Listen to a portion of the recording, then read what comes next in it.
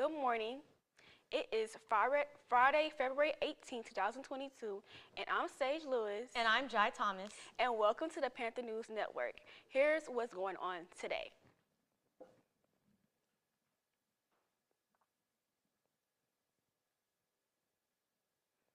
In Houston this week, there was an unfortunate death that occurred. 9-year-old Arlene Alvarez was fatally shot and later pronounced dead after a man had opened fire on a robbery suspect. Arlene Alvarez and her family were on their way to a Valentine's dinner when 41-year-old Tony Arrows began to shoot at his attacker, accidentally shooting the family's truck instead. Armando Alvarez, her father, claimed that Arlene was just casually sitting in the backseat watching a movie where she was just instantly struck in the head. Duck down, Arlene, is what her father claimed he said during the scene. Unfortunately, she didn't hear him because she had her headphones on. Now, her heartbroken parents are seeking justice for their daughter's Arlene death. Breaking news. Coastlines in the United States are expected to change drastically in the coming decades as sea levels rise at significant rates, putting coastal communities at risk, according to the National Oceanic and Atmospheric Administration's updated sea level rise report. Scientists are currently predicting that sea levels which surround the United States will increase an additional 10 to 12 inches by 2050, which uses satellite observations to make predictions for the next 100 years. Coastal areas that were once unaffected by high tide flooding are at a high risk of being affected now, as sea level rise causes the high tide events to become more severe.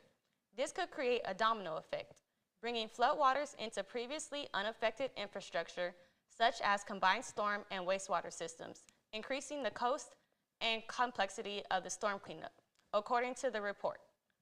White House National Climate Advisor Gina McCarthy explains, "We must redouble our efforts to cut the greenhouse gases that cause climate change while at the same time help our coastal communities become more resilient in the face of rising seas."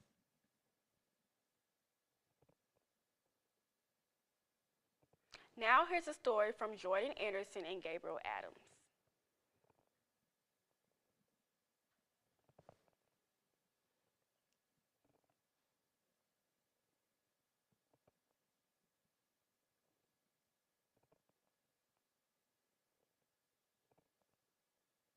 Hi, my name is Jordan Anderson. I'm with Panther News Network. I'm here producing.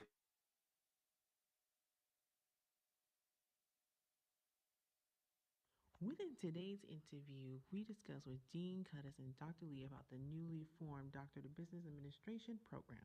It is the first of this kind of doctoral program amongst all HBCUs, and it also happens to be the first amongst all the public universities in Texas. There are about 35 such universities. With the doctorate program making it onto the Houston Chronicle with its own article. We launched our executive MBA program about 10 years ago, and that program has been successful, and that gave us the impetus and the confidence that we can launch another executive program, in this case a doctorate program.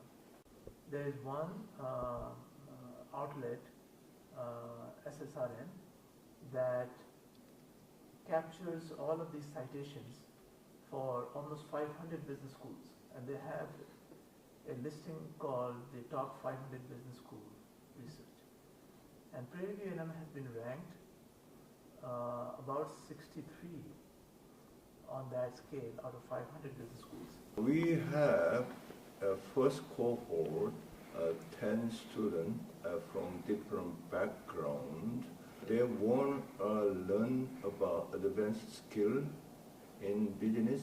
We have all students have the MBA background, but they want to have the research skill, they analyze complicate business world and advanced skill. They help them to make progress their own chosen field. In addition, there is coverage of the doctorate program on Prairie View A&M's website. I'm Jordan Anderson, and this is Panther News Network. Hi, and this is Gabriel Adams, and this is Panther News Network.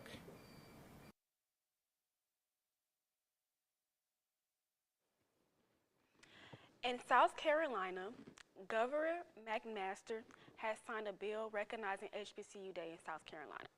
HBCU Day will be on every third Thursday in February. Considering February is Black History Month, it will only be celebrated in South Carolina. South Carolina State University's President Alex Connors mentions that over the years, HBCUs haven't always been treated with equitable funding in many areas. We must be international in leveling the playing field. Hopefully, in the future, this day will be celebrated everywhere in the U.S. Spelman College, a historically Black institution, received another bomb threat this week, just days after a round of threats rattled more than a dozen HBCUs across the U.S. This was the third threat to the all-women's school this year, and it led to all classes being canceled and a 4-hour campus lockdown on Tuesday. Sanzia Perriman, a sophomore at Spelman, explained, "We come to HBCU, specifically Spelman, to feel safe. It's horrible the fact that I come here to feel safe and be within a community of my own, and now I'm being attacked for that." The campus Department of Public Safety received the Spelman threat at 9:53 a.m. The threat had no information about the location of a device or time of detonation. The Atlanta Police Department conducted a sweep of the campus. They stated that Spelman's Department of Public Safety will be handling the case. No further information has been released. We will be right back after our commercial break.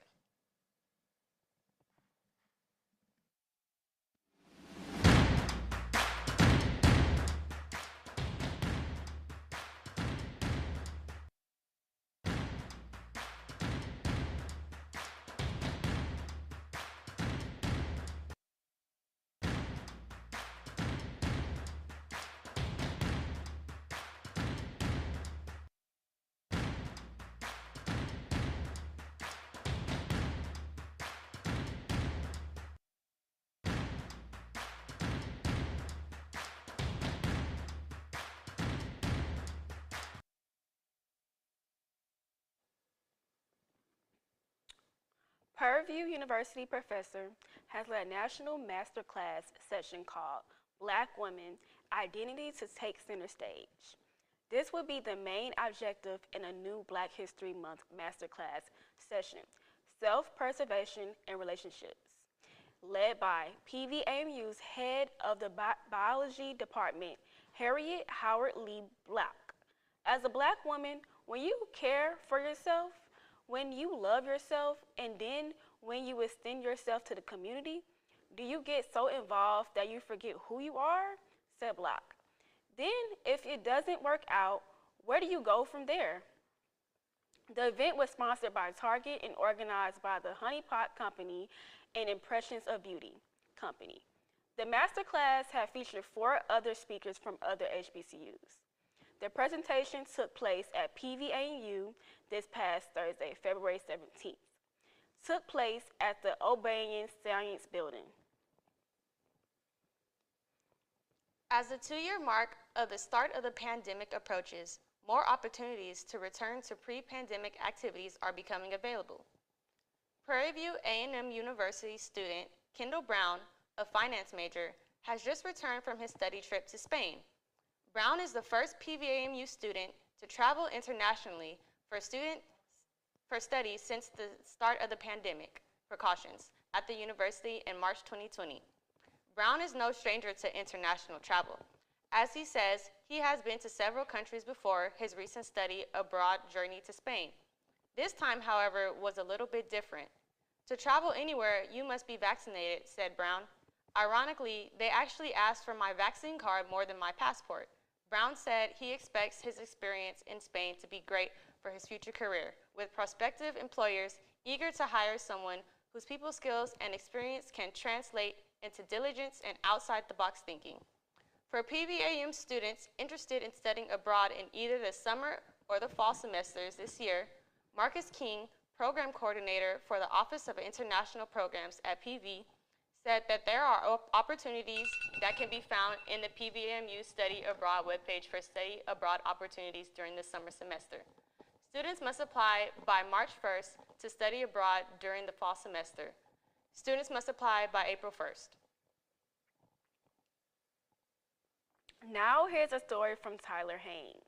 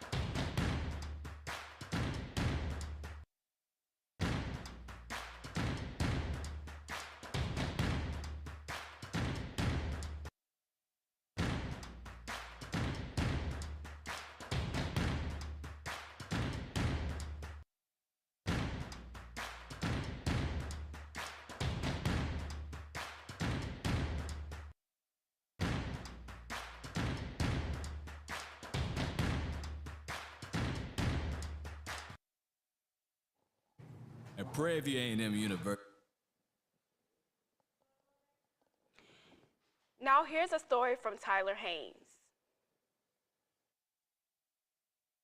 There is a certain department on campus that is often overlooked but is a very valuable resource to the students here. The Special Collections Archives Department resides on the 5th floor of the John B. Coleman Library. This library is a sacred power symbol of Prairie View's hard-working students. The library is placed in the middle of campus. The giant brick structure holds 5 floors that tower over the entire campus, creating somewhat of a tourist spot. In order to reach the archives department, you must take one of the elevators that travel to the 5th floor. Once arrived, you are requested to sign in at the front desk, and then the magic ensues. The archives department has helped me a lot. You learn about PV, you learn about the history. You actually gain some appreciation about PV. You learn how important PV is to Black culture and how you can leave your own stamp on PV, and people from the future can look back and improve their future. We have several special collections. Everything used in-house, you need your ID or your driver's license to access. Is open to the public. So it's not just to the campus population, but to anyone. We have. The Special Collections Archives Department is open Monday through Friday from 8 a.m. to 5 p.m. So students, please take advantage. For PVAMU TV, this is Tyler Hayes signing off.